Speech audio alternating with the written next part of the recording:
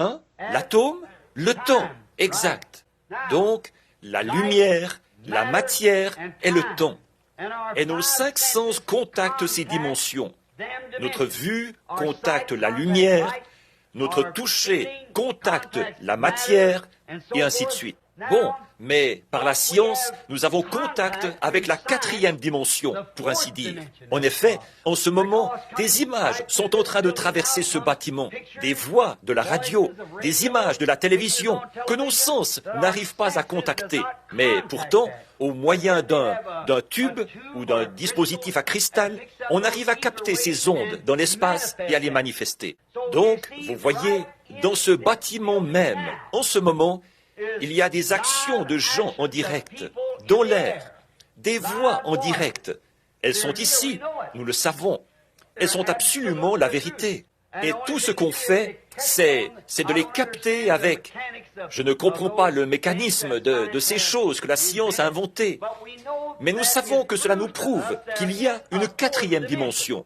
Maintenant, la cinquième dimension, c'est l'endroit où va le pécheur, l'incroyant, quand il meurt. La cinquième dimension est en quelque sorte, la dimension horrible.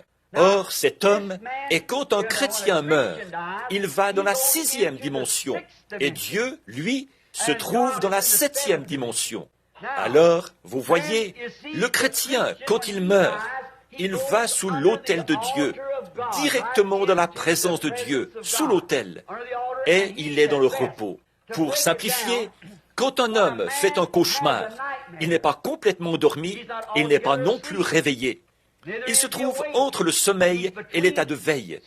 Et c'est ce qui provoque chez lui d'horribles tremblements et des cris. C'est parce qu'il n'est pas endormi et qu'il n'est pas réveillé.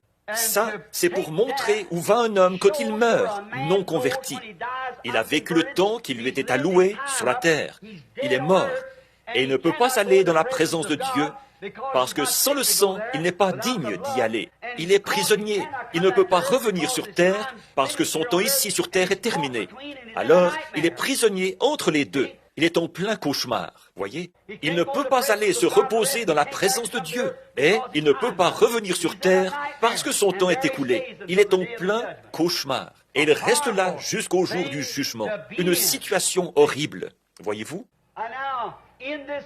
Maintenant, dans cette vision, je crois que j'ai été ravi jusqu'à cette sixième dimension.